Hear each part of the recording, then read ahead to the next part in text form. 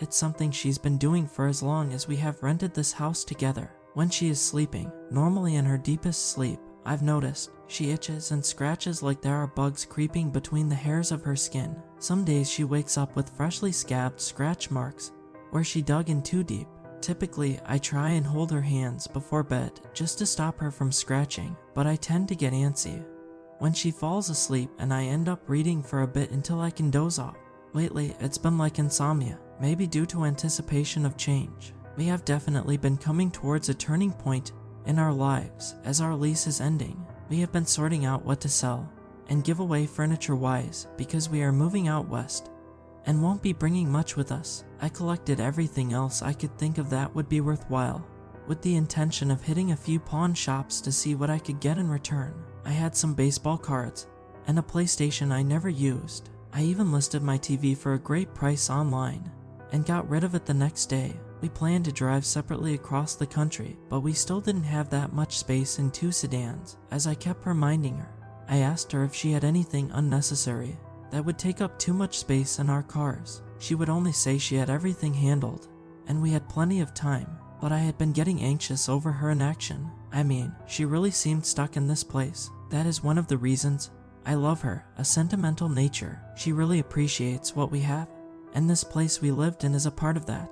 But this felt different somehow, like she actually could not let go, and this place was feeling hard for even me to leave for some reason, which was stupid. I mean, I wanted to move. I was ready, they were ready, and it was my OCD that propelled me to go through her areas and belongings while she was out for her friend's birthday dinner. At least, that's what I told myself. Surely, there was a part of me that was investigating. She had been acting strangely. That part of me that suspected something grew into my full astonishment when I found it. It was some sort of gem or crystal, the size of a baseball, and smooth. I'm no expert in that sort of thing, but anyone could have seen it was uncanny. It was glowing a subtle reddish beam from its very core. Upon inspecting the gem further, I noticed some sort of runic text.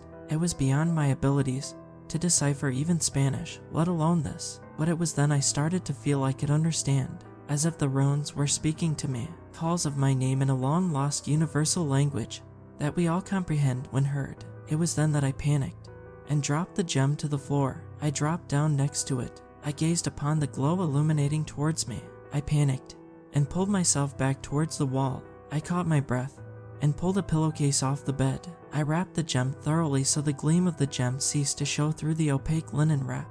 I staggered my way through the house all the way to the kitchen table and sat the gem atop it. I felt relieved upon setting it down, for it had begun to feel heavy, and so was the sinking feeling that now sat in my chest. I waited there at the table for her to return. I had no clue how I would confront her about this. She tried to call me as she was on her way home, but I couldn't answer. I wasn't ready to face this looming confrontation. She greeted me from a distance, sensing something was off.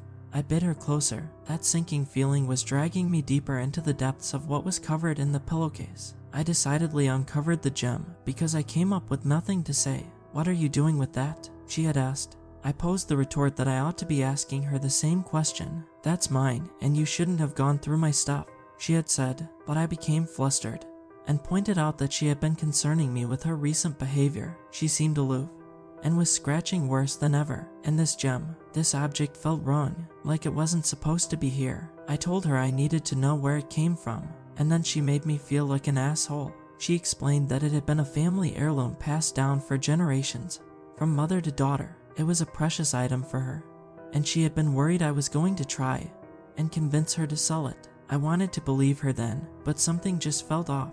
What about the glow of the gem and the runic text? She looked puzzled at this assertion. She referenced the gem itself, which now to my disbelief did not shine in the slightest. Furthermore, I failed to locate the runes I had seen before. Had I been beside myself?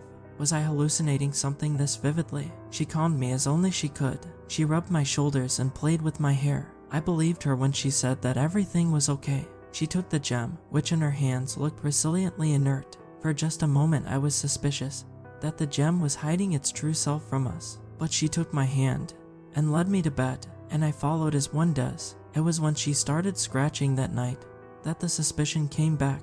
I held her hands for a moment to stop her from digging into her skin.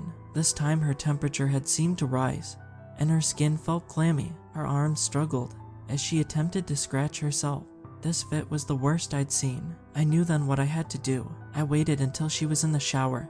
The following morning, I went back to her possessions, where she kept the gem. The gem called to me as it did before. Its illumination felt like a familiar friend's embrace. Euphoria felt like her, a calming, yet intense sense of belonging. But then it cut off, and everything I had been feeling was taken away, and I felt fierce annoyance, and it was consuming. Thoughts of paranoia followed, and any suspicions I had for the gem were gone. My eyes had turned to her. That night I waited for her to sleep, and surely she began scratching, even more violently than before, and in that moment I felt she deserved it. I went to the gem, and basked in its call. The gem told me lies I perceived to be truths, and whispered ideas I had never thought of before. I felt frightened, but the gem reassured me. The gem wanted her for itself.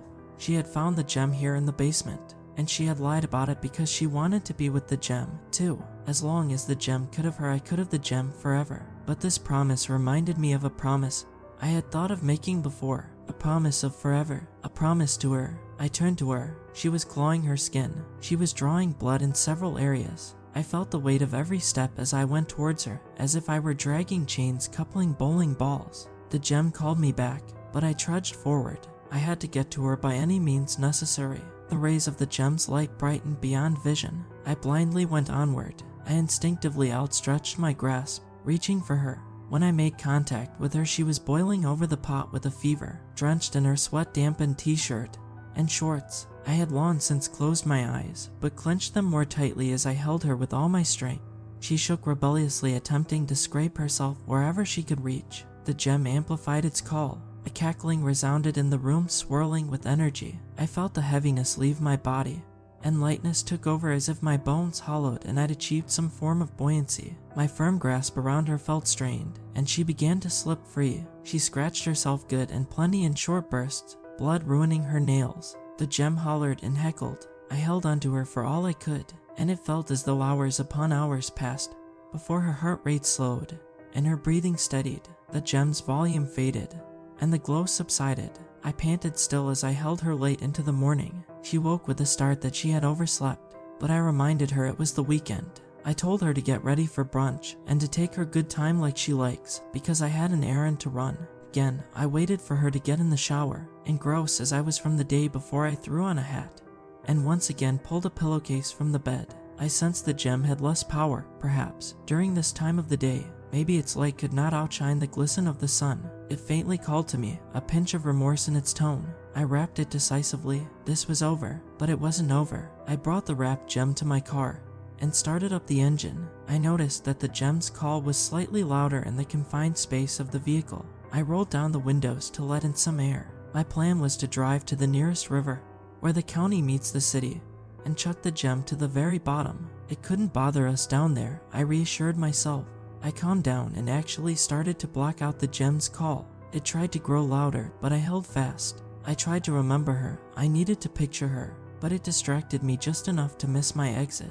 On the highway to the inlet of the river, I cursed, knowing I would have to progress forward through the toll road and into the tunnel. Traffic clogged up by the toll booth despite the electronic transponder payment lanes. I pulled through my lane at a steady speed and accelerated to pick up to speed at the tunnel when just then the truck in front of me slammed their brakes. I jerked the car to a stop just in time, and just centimeters from the truck's tow hitch. The truck sped off as though not to be bothered by the event, and I proceeded onward. Once inside the tunnel, I began to have an uncomfortable feeling that the gem found something to be humorous. Could it be the truck I had almost hit? Was the gem somehow involved? I thought back to her scratching, and decided the gem could have had some involvement. It was at this time that the gem started outright chuckling. I sped out of the tunnel and found myself unable to slow down as the gem burst out in a maniacal laughter. My foot felt like a bag of bricks pressed down on the gas. It was impossible to lift, as if glued to the pedal.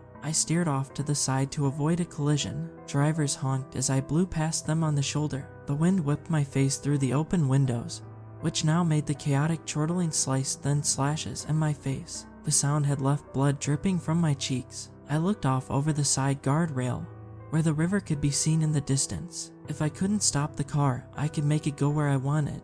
I ripped the steering wheel over as hard as I could and angled into the guardrail at full speed. The car flipped on impact and spiraled over the rail, landing upside down in the grass along the highway. I dangled a moment before coming around and unclipping my seatbelt. I dropped onto my neck and shoulders, crawled out of the open window. I coughed and my eyes stung from tears. I was apparently crying. I rushed around to the passenger's side and saw the gem unwrapped. I grabbed it with little thought and made to chuck it in the river for good riddance. I cradled my arm back to catapult the gem and launched. In a swift motion, my body followed my fist holding the gem to the ground, for I did not let go. I yelled out and cursed the gem again. I madly stomped to the edge of the river and plopped in. I had to tread water here. I took a massive breath and jumped beneath the surface. I swam downward, intending to leave the gem at the bottom, but when I reached the sandy surface and placed the gem, I could not let go. Bubbles blew out of my nostrils and mouth as I lost my breath. I firmly placed my feet on the ground and pushed with all my might to launch upward. I ended up flailing in the water. The gem was pulling me down, laughing menacingly through the pressure of the water. It was here I blacked out into darkness. I remember spitting up water on the grass next to the river. I looked around for my apparent savior and saw none. Then I remembered the gem. I searched the immediate area and there was no sign of it. I looked out at the river, wondering if I could have been successful in the dispatching of the gem. Did I really do it? Then the hair on my neck stood and I felt a slight itch. The call of the gem quietly beckoned me. I looked over my palms, and shimmering across my skin was a familiar runic text. The itch grew on the back of my neck. I slapped it as one should. Just then, reality set in, and from a distance a police officer called across the side bank of the river. A team of paramedics and other officers soon followed, and beyond them I noticed apparent witnesses. I spent the night in the hospital and will get off fairly easily with my clean driving record and a good lawyer. No one had been hurt, and besides a guardrail, only my property has been damaged. Community service and weekly checks in with a therapist, and I might get my license back one day, or maybe I wouldn't have to worry about that. For now, everyone accepted I had passed out at the wheel due to lack of sleep. I told them in my disorientation I stumbled off and fell into the river. Terrifying, but with the lack of casualties, not much of a police priority or media buzz. But it was all fine as long as I could get back to her, and the next day I did. But things have changed. She was horrified upon my return, cradling herself on the floor. My first thought was the gem was still with her, like it was still with me, but her horrified state simply came from the current date. The last day she remembered was the day we moved into the house, the day she had apparently found the gem. I presumed she'd spent the day I'd been gone sobbing, and figured she was seriously ill, perhaps dying. I calmed her and assured her we'd go to the doctor, that she would be fine. She asked for space, so I grabbed the couch, and now here I am collecting my thoughts, writing these events down, so maybe she can understand what really happened to her. As for me, I now feel the itch. It crawls across my skin in the worst of moments, and especially now at night. I've been applying lotion and drinking water, but this seems like the kind of itch that must be scratched. And so here I sit scratching, hoping she will believe me, while the runes shimmer across my palms. Maybe only I can see them. Maybe the call was always meant for me, because now it serenades me as I fuss over an itch that's been hard to scratch.